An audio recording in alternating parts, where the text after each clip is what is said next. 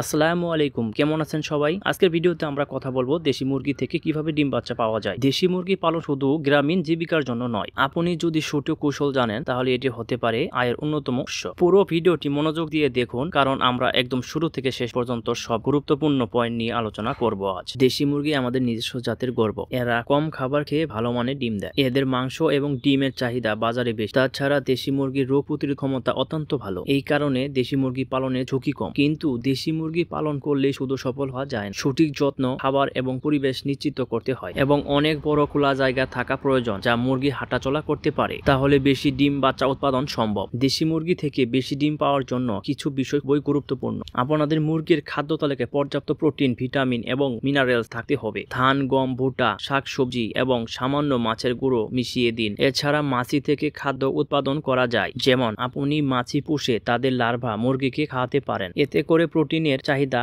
এক খাবারেই মিটে যায়। মাছি কিভাবে পুষতে হয়, তাহলে লার্ভা তৈরি করতে হয়, এই ভিডিওতে আলোচনা না করে পরবর্তী ভিডিওতে আলোচনা করব। এতে আলোচনাগুলো ভিডিও লম্বা হয়ে যাবে। ডিম উৎপাদনের জন্য পানি খুবই গুরুত্বপূর্ণ। পানির অভাব হলে মুরগি ডিম কম দিতে পারে, তাই প্রতিদিন পরিষ্কার এবং ফ্রেশ পানি দিন। প্রতিদিন মুরগিকে 14 থেকে 16 ঘন্টা আলো দিতে হবে। দিনের বেলায় প্রাকৃতিক আলো ব্যবহার করুন। অনেকেই বলবেন প্রাকৃতিক আলো কিভাবে পাবো? সূর্য থেকে যে আলো পাই সেটাই প্রাকৃতিক আলো। আপনি মুরগির ঘরের চালে প্লাস্টিকের স্বচ্ছ টিন ব্যবহার করতে পারেন এবং রাতে লাইট ব্যবহার করতে পারেন। মুরগির শরীর ভালো রাখতে নিয়মিত ভ্যাকসিন এবং ওষুধ প্রয়োগ করতে হবে। আপনি এই পদ্ধতিগুলো অনুসরণ করলে ডিম উৎপাদন 20 থেকে 30% পর্যন্ত বাড়তে পারে। মুরগির ডিম ইনকিউবেটরে ফুটিয়ে কৃত্রিম উপায়ে মুরগির ডিম ফুটান, তাহলে বাচ্চাদের বেশি যত্ন ও সাবধানে পরিচর্যা করুন। ডিম থেকে বাচ্চা পেতে হলে কয়েকটি বিষয় অবশ্যই মনে রাখতে হবে। সব ডিম থেকে বাচ্চা হয় না, শুধু ভালো মানের ডিম নির্বাচন করুন। ডিমগুলোর আকার মাঝারি এবং খোসা মিশ্রণ হতে হবে এবং ডিমের উপর পাশে লাই ধরে ডিম পরীক্ষা করুন। ডিমগুলো সংগ্রহ করার পর 15 থেকে 20 ডিগ্রি সেলসিয়াস তাপমাত্রায় রাখতে হবে। বেশি গরম বা ঠান্ডা পরিবেশে ডিম নষ্ট হতে পারে, তাই বেশি গরম হবে না, বেশি ঠান্ডাও হবে না এমন জায়গায় ডিম রাখা ভালো আপনার জন্য। ডিম থেকে বাচ্চা পেতে হলে ইনকিউবেটরে অত্যন্ত কার্যকর। ইনকিউবেটরের তাপমাত্রা 37 থেকে 5 ডিগ্রি সেলসিয়াস এবং আর্দ্রতা 60 থেকে 70% রাখা উচিত। যদি আপনি প্রাকৃতিকভাবে বাচ্চা পেতে চান, তবে মা মুরগিকে ডিমে বসার জন্য একটি শান্ত